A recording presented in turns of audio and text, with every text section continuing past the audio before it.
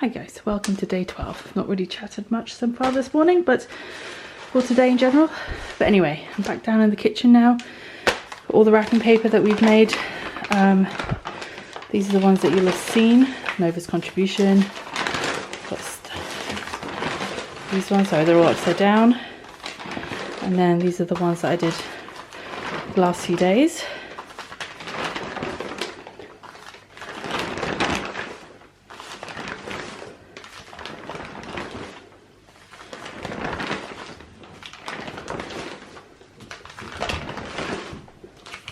Ta-da! Hopefully this will be enough wrapping paper to at least do like our own family's presents. I have other wrapping paper for gifts we're giving to other people, and then I've also got the special wrapping paper.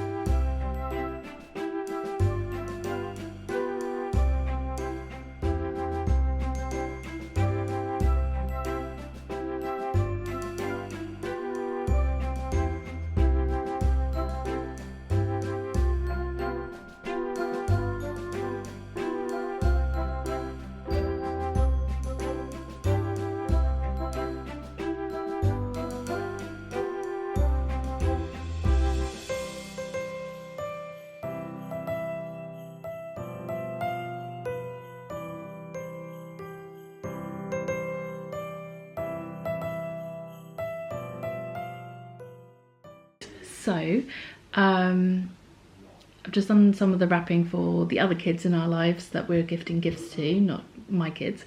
And I just wanted to come on and give a little warning and say, if you have little ones around and you can understand things, I will be speaking about special wrapping paper and the associated stuff. So you may want to like either watch this later or skip over the next few minutes until I get past the bit with this paper. Okay, all right, fair warning.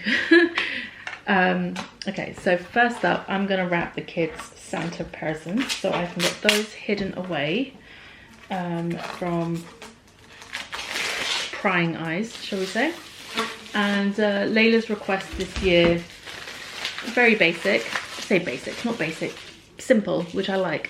We've been trying to keep her down the veins of more, to be fair, she's not really had any outrageous requests for gifts ever, to be quite honest.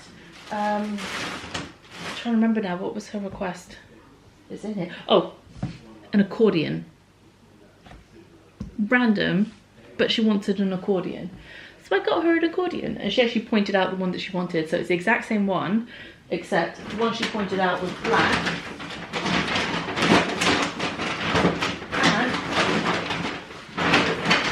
To no one's surprise, I got it for her in red.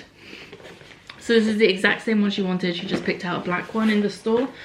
So I got the red one instead because I think that'll be her preference.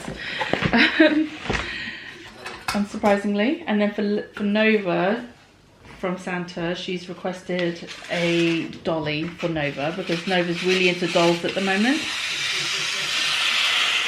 I get lots of feedback from nursery. Sorry, you're going to hear wrapping noises. I hope that doesn't bother anybody, and if it does, well, maybe this isn't the right video. I get lots of updates from nursery about Nova like playing with dolls and hugging dolls, and one day they told me that she picked up a doll and sat down doing row row with the doll, row row row your boat with the doll, which I thought was so darn cute. And yeah, she loves playing with dolls at home, and always goes after Layla's dollies, and Layla's like happy to share, but she doesn't have her own doll, if that makes sense. Like Nova doesn't have a doll that's just hers. They're all obviously Layla's dolls that she plays with. And so Layla has requested on behalf of Nova for Santa to bring her a dolly. So an accordion was Layla's request. Actually, her first request was a musical jewellery box. That was going to be her Santa request. And Santa went ahead and purchased said gift. only for Layla to then change her mind when it came to actually writing her list for Santa. You know, Santa thought she was getting ahead of the game by going ahead and purchasing the thing she wanted, because she's been going on about this thing for a few months now. And then at the last second, Madam changed her mind. That's okay. Santa has until the end of January to return the no longer requested gift. But in fairness, I might keep it for her birthday, so Perry and I will have to sit down and figure out what we're going to do for her birthday present after Christmas is over, and we'll figure out where we land with stuff. And yeah, so then we'll decide if we're going to keep that as a birthday present or not, or if we will return the jewellery box. To be fair, she could probably do with the jewellery box and like organise her jewellery a little bit. Okay, so that's Santa present numero uno. Okay. So she's getting a little dolly that has a milk bottle, a bib, pacifier dummy, which is magnetic. So it sticks on magnetically, which is quite nice, hopefully. Get that on the right way. And it's got a little unicorn toy, and the eyes close when you lay it down. So hopefully she'll enjoy that. A little bit more interactive.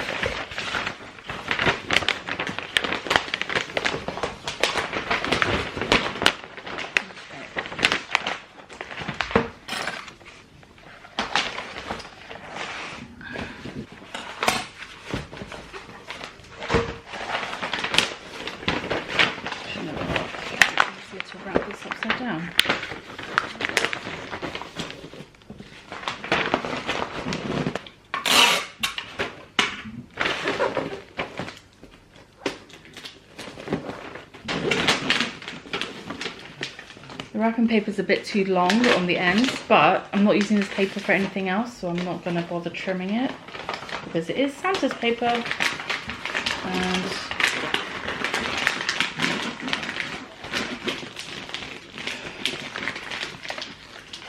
I'm going to try and keep this paper hidden so that I can use it as Santa's paper for next year as well.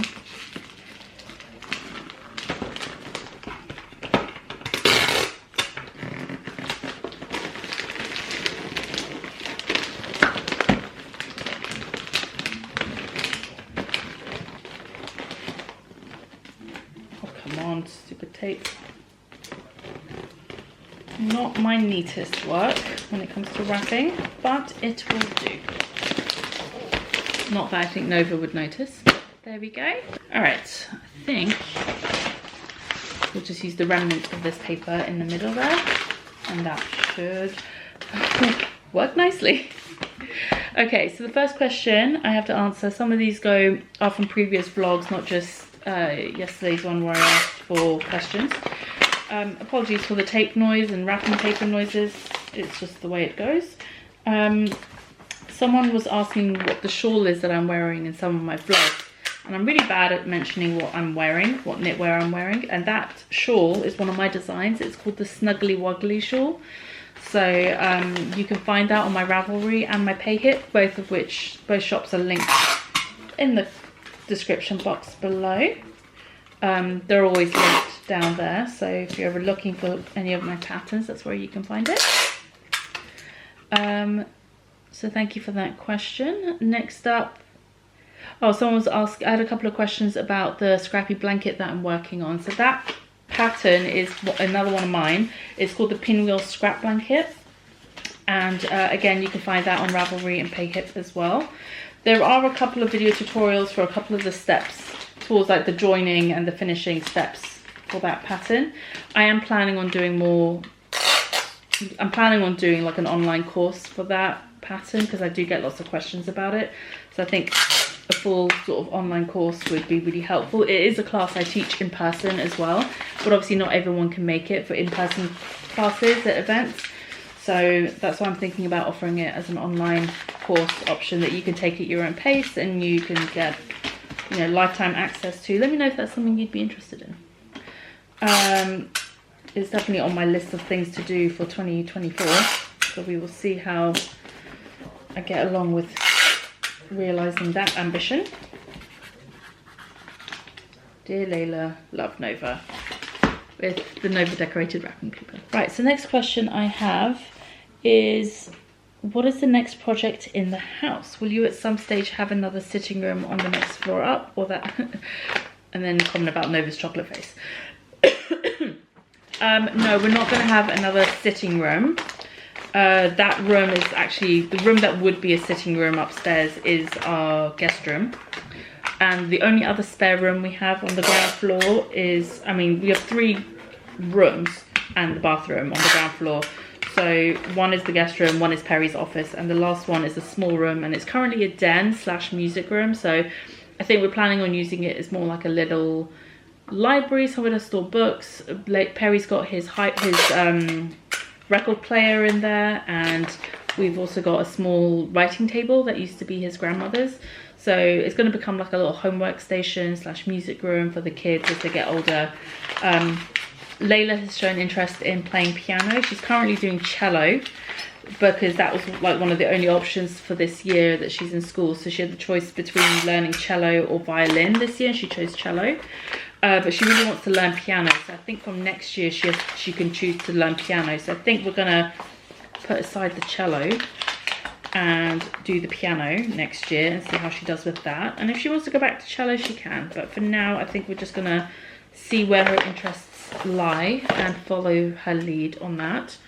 And yeah, and we do have like a little electric keyboard that she can use for practice for piano initially, at least. And then if she's really into it and wants to keep going, then we'll get a piano. But yeah, that's what that room will be for. Like the keyboard will be set up in there, and she can do her practicing and stuff like that. And then I think from next year she's going to have more regular homework from school as well. So then that'll be like her little homework space where she can do work without Nova getting in the way and stuff like that. So in terms of the next big project, sorry, I went off on a tangent there. So yeah, we're not going to have a second living room, at least not at the moment. But our next project is probably our bathroom and toilet upstairs. So we have a toilet and bathroom on the ground floor, and then our toilet on the second floor, on the first floor rather, where our bedrooms are. So those areas probably going to be next in terms of being updated. Someone has said they're relatively new to my channel, and so they wanted to know how long I've been knitting and designing and how many places I've lived since getting married. So I've been knitting since March 2014. So that's what, almost 10 years, coming up to 10 years in March of next year. So that's crazy to think about. So it's been well over 9 years, almost 10 years now. And I've been designing probably for almost as long, and not quite as long, probably about a year or so after I started learning to knit. I probably published my first design. I'm not entirely sure. I'm pretty sure it was sometime in 2015 when I published my first design. Yeah, I'm pretty sure that's right. And then yeah, because it was exactly a year after I learnt to knit that I published my first podcast episode, and so it was a few months after that I published my first design. I'm pretty sure. Like I said, I can't remember exactly, but I'm pretty sure that's right.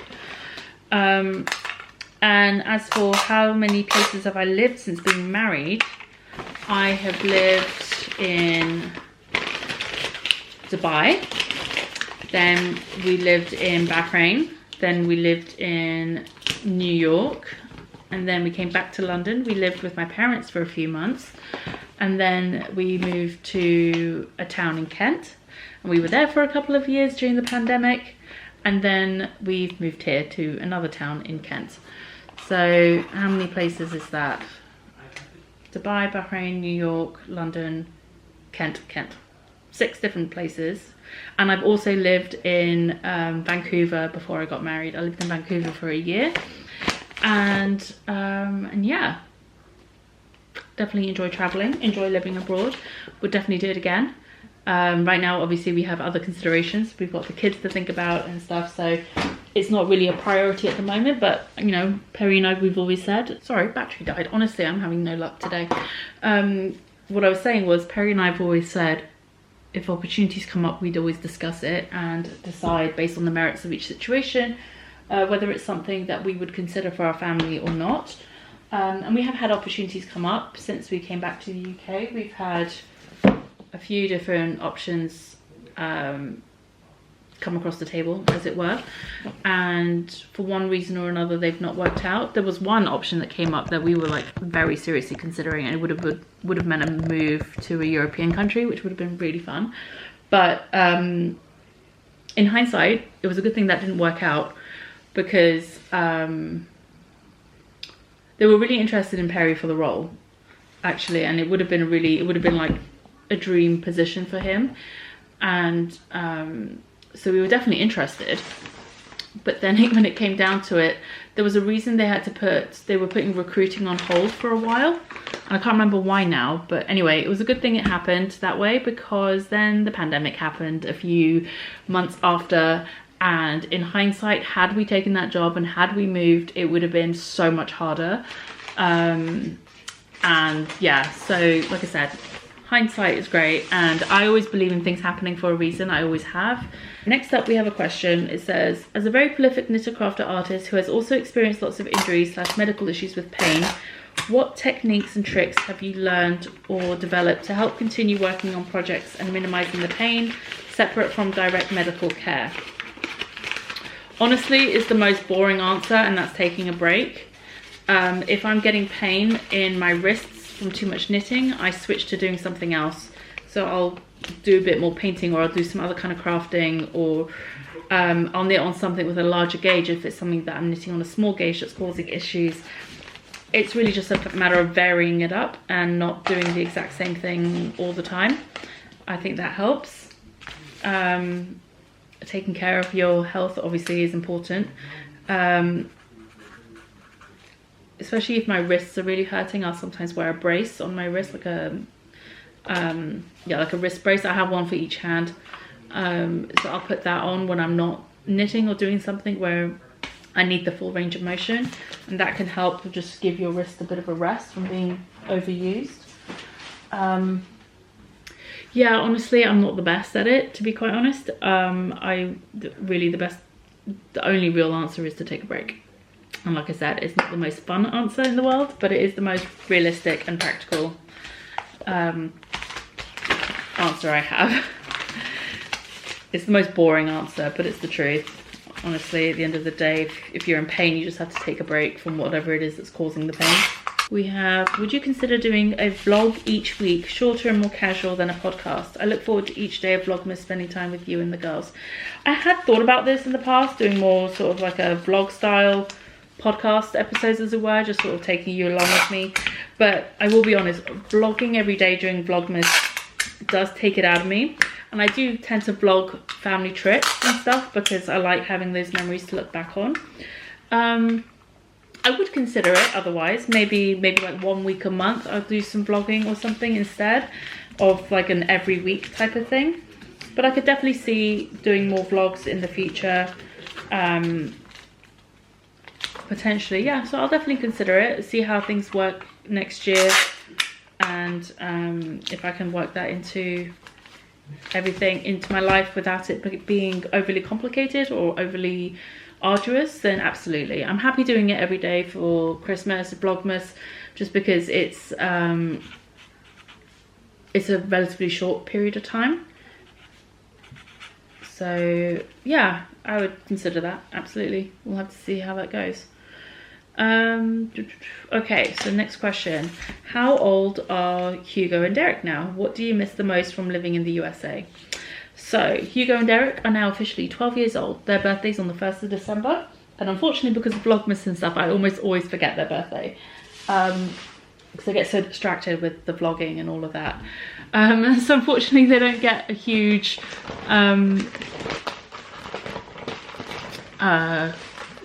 celebration. As much as they would not care at all about that, because let's face it, they're cats. But yeah, they're 12 now. They're getting on in age. They're becoming little old man cats, and their age is really starting to show now, which is a little bit sad. They get monthly injections for their arthritis. They get and yeah, they're doing well with the injections, thankfully. The medication seems to be helping them a little bit with their mobility and stuff, but they're definitely starting to show their signs of aging. But they're otherwise in really good health, other than the arthritis. There's no real issues other than that. We do keep an eye on them, obviously. And it's kind of good they have the monthly vet visits now, because at least if anything does come up, the vet can spot it earlier, I guess, than maybe necessarily we would have otherwise noticed. Like, they get their weight checked every month, so if they're suddenly losing a lot of weight, we'll pick up on that quickly. All of that. So as much as it's a pain in the backside to have to be taking them to the vets every month, and let's face it, it's not cheap either. We do have good insurance, so that's great. It is good that, you know, they're doing okay. I think we are going to do absolutely fine with the wrapping paper that I have, which is great. I think we're going to have plenty to finish wrapping Nova's presents and more family presents, which is perfect. So let's do this book.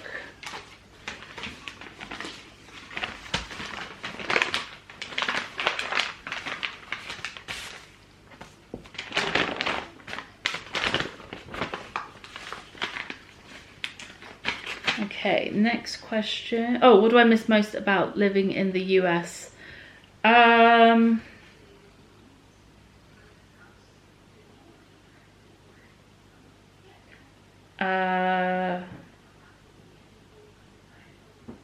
That's an interesting question. I don't know. What do I miss most about living in the US? I don't miss the medical system. It's more things that I miss about New York than America in general, if that makes sense. Obviously, that's the only place I've lived in the US, so that's where my experience and where I speak from. I miss being able to, I miss living in the city. I think that's probably the big one. I miss living in the city and having everything on my doorstep. I mean, we have everything on our doorstep here as well, so it's not like we don't have anything here. We have everything we need, but it's different. I miss living in New York City. I just miss the idea. I think I miss the idea of living in New York more than I miss it in real life, in reality. I miss the things that I didn't get to do, if that makes sense. And it's not that I will never get to do them. Obviously, we will go back again at some point as a family, and we will have a chance to do those things. I've done all the touristy things I could want to do in New York, having been there several times over the years. So I don't really feel like there's a lot. And honestly, it would take a lot for us to go back to America right now. It would take a lot for us to be willing to uproot our family and the girls and, you know, separate them from their grandparents and extended families and stuff to move back to the US. It would have to be a lot for that to be something that we would be willing to do. And had we stayed in America, had we stayed in New York, I don't think we'd have Nova. We definitely would not have been able to afford to live in New York and have 2 kids. So I can't say that I regret that we left, because I wouldn't have Nova if we had stayed. So I don't know. I don't think there's anything in particular that I miss about living in the US. Other than like I said, it's more the idea of living there that I miss. Someone has asked, or someone has stated, I love all the sweaters you wear. Can you please tell us the names of a few? Nova is such a good little helper. She is. So some of the sweaters that I've been wearing, the ones you've seen me wearing the most have been the forage sweater, which is the one with the colour work in the yoke. That's one of my designs. Actually, they're all my designs. The yellow one that I was wearing yesterday is the loop sweater, which is also one of my designs. And I don't know if you've seen me wear anything else. To be honest, a lot of my knitwear is still bagged up in bags that need to be steamed. I just haven't had time to do it. So those are the only 2 that I have that have been steamed prior. I also have my mix and match cardigan, which I wear a lot as well around the house, but I haven't been wearing much recently. So I have lots of sweaters. To be fair, most of the ones I wear are my own designs. So if you're interested in any of those, you can find links to, I've already mentioned this before, but you can find links to my Ravelry and Payhip shops below, and you can find all my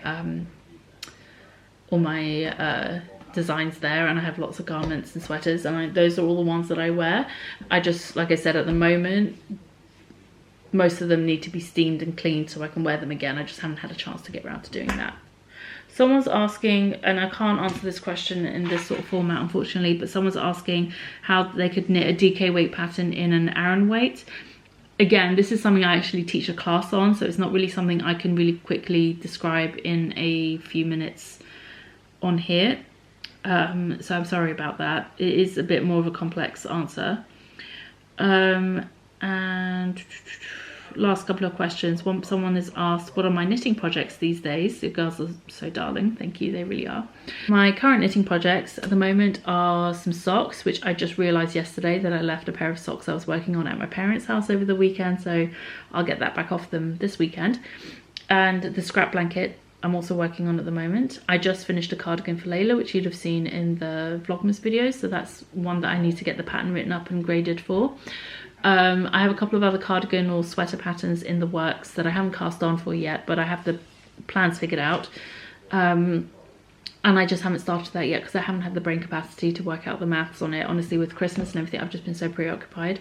I haven't had a chance to get started on those. So at the moment, socks. Socks is pretty much all I'm knitting right now.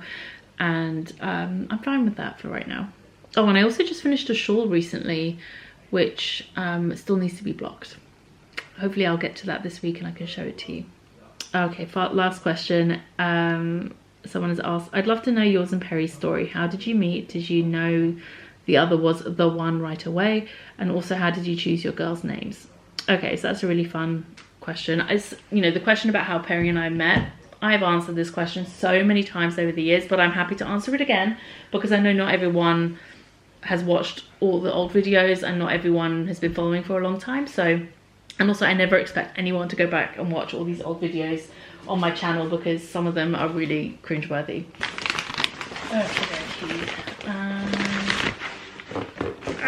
All right, so how did Perry and I meet?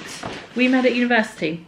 We went to the same university, and yeah, so we met when both of us volunteered as our class rep or our course rep for an open day at the university, and the university would pay us to work on like the open days, so of course we would volunteer to do that, or at least I did, and so did Perry on this particular day.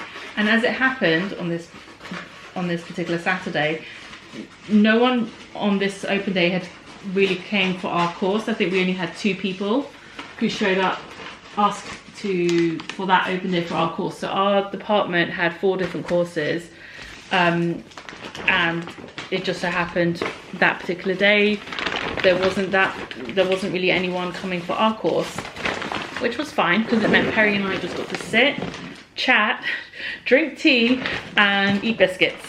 The most British thing you can think of. Drink tea and eating biscuits. Yeah, so we got to chatting that day. So became friends after that. I never really thought about him in a romantic way because I was dating someone else and he was dating someone else at the time. So it wasn't really it didn't even cross my mind. When I, you know, if I was dating someone, I wouldn't really think about other guys in that way.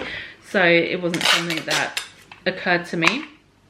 And you know, we got on really well. He walked me back to the bus stop afterwards on his way back to his car, and you know, that was it really. And we would see each other around uni and say hi, and that was kind of about it. We had a few mutual friends, but we didn't really hang out socially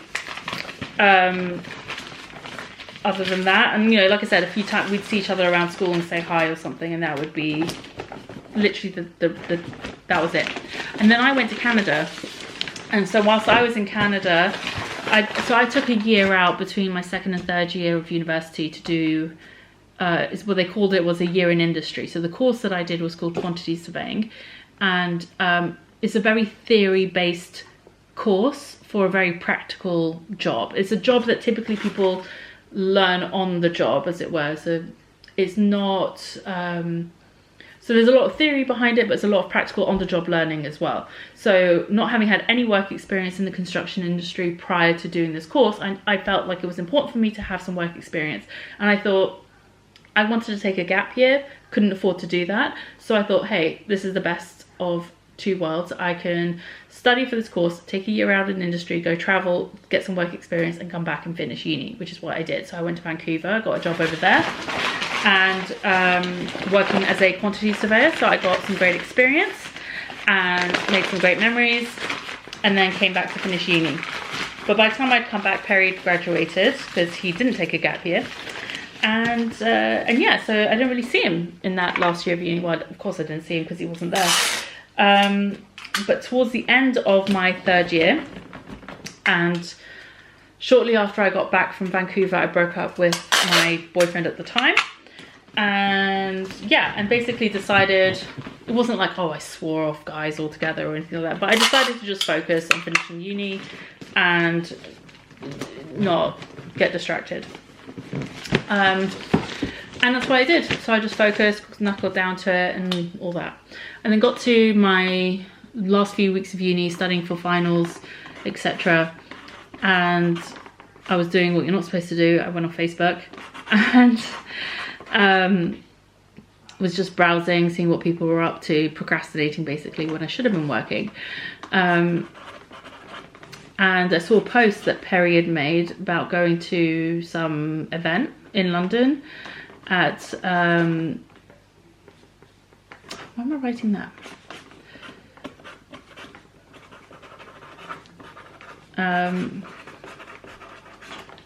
Anyway, that's fine. Yeah, but going to some event in London and saying he had a spare ticket, asking if anyone, like, as like a status update back then, it was like status update, asking if anyone wanted to go with him.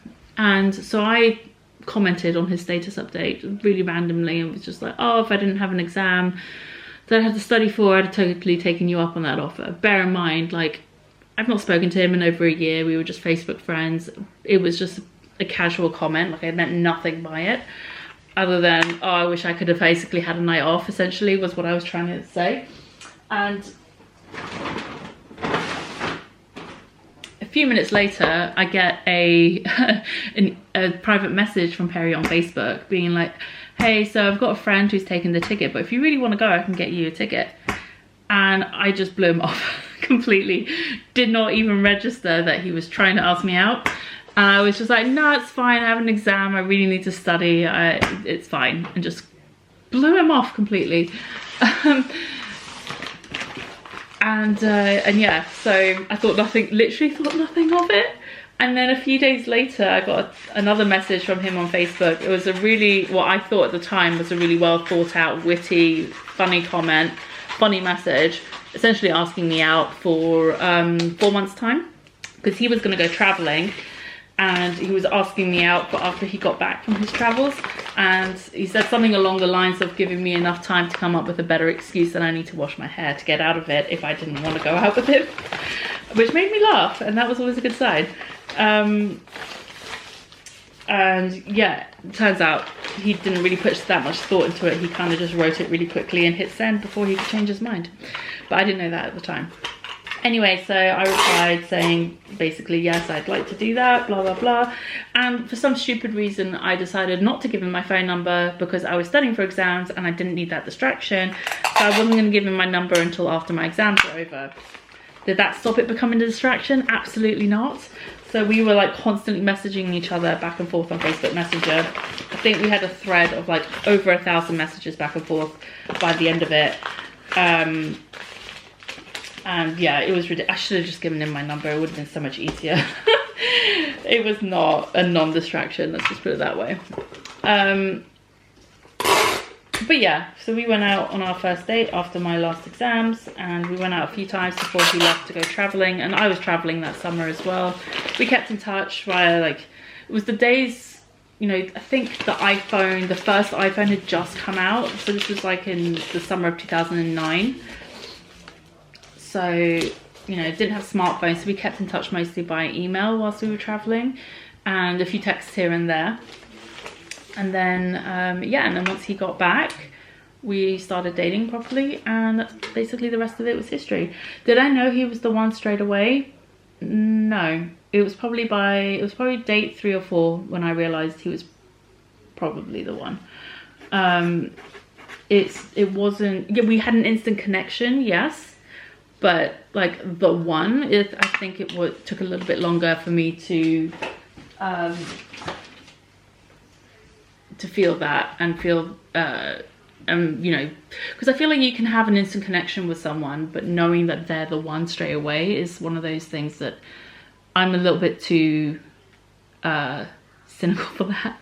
I feel like it takes time to create that bond and have that relationship with someone to know whether or not they're going to be the one. I don't know, maybe that's just me.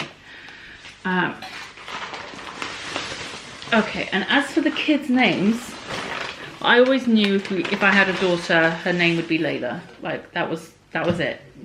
It was never even a discussion. It was not up for debate. That was it. If we were gonna have kids and it was a girl, her name was Layla. Like I said, no discussion. Yeah, I've always loved the Eric Clapton song, Layla. And I just love the name Layla. And it's also one that's easily pronounced in Farsi and in English. And if you don't know, I'm Iranian. I'm also Iranian. I am Iranian. My parents are Iranian. I was born in the UK. But yeah, so I wanted a name that was easy to pronounce in both languages and not going to cause people difficulty. Yeah, so that's where Layla came from. And then Nova was a lot trickier. We actually had a different name picked out for her at first that we both really liked. Ironically, for different reasons. I really liked the name, the name that we almost called her was Amber. And I loved it because I love the gemstone Amber. I think it's really pretty. Perry liked it because of the Jurassic Park reference. Random, I told you, it was very random. But we ended up not going for Amber for a number, it just didn't feel right in the end. And so literally about 3 weeks, but this is why I don't tell people, or why I don't think it's a good idea to tell people the name of your kid before they're born, because you might change your mind. And that's exactly what happened to us. Literally 3 weeks before she was born, not even 3 weeks, like 2 weeks, 2.5 weeks before she was born, I was suddenly like, I don't think Amber's gonna work. I don't think it's the right name. It's not the right name. It's not gonna work. I can't, that just, even now thinking about it, I can't imagine calling Nova Amber. Like, it just doesn't sound right. It's not right. It's not the right name for our child. It's a beautiful name, just not for our kid. And so we were trying to brainstorm different name ideas, and Perry really liked going with something space themed, but it was something meaningful to us. And we were going through different name ideas. Like, one that we both really liked was Celeste, but we wanted a short name.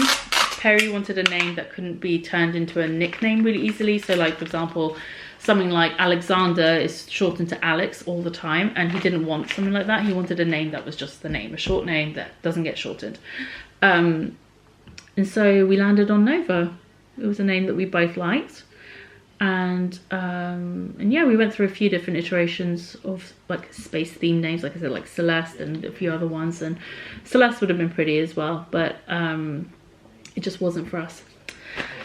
And so Nova it was. And that's kind of how Nova came about. And I remember really being like, oh, I remember checking with my mum. I think my mum was the only person I told before Nova was born what the name was going to be, because I wanted to make sure it didn't like randomly mean something terrible in Farsi, because that was just the worst. That was the last thing I wanted, was to pick a name that would accidentally mean something rude or like not great in Farsi.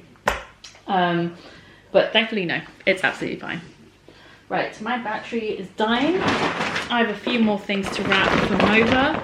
But one thing I wanted to share really quickly was, this was the other book I was telling about. I did a photo book for Nova's first year, which I absolutely love how this turned out. It is just full of really fun memories of her as a baby in her first year of life. And yeah, so that's that. Sorry, today I realised it's going to be a long vlog because there's a lot of chattiness going on, but I hope you enjoy it, and I'll see you guys in a bit. Okay, made it back home with the girls. Let's see, does Nova want a banana? Nova, do you want a banana? Yeah? Okay. Let's peel it. Can I trade you for Lammy? Can you give me Lammy and I'll give you banana? Okay, give me Lammy. You have banana. Oh, you want Lammy too? Okay. Is that good? Okay, so Madden's having a banana. Here she is. I got pretty much all my wrapping done except stockings and Perry's presents, as well as a handful of gifts for my parents and Perry's parents, which I was going to get Layla to help me wrap, along with the present for Nova from Layla. So yeah, otherwise all wrapping is done. For the stockings I need to unwrap some of the toilet paper, so I'll probably do... What are you up to? Oh no. Oh no, what's wrong? You eating your banana? I'm probably going to finish the vlog today here, to be honest, just because it's going to be quite a long one with the Q&A portion included. Don't know why she's just making spitting sounds. Anyway, I'll catch up again with you guys tomorrow.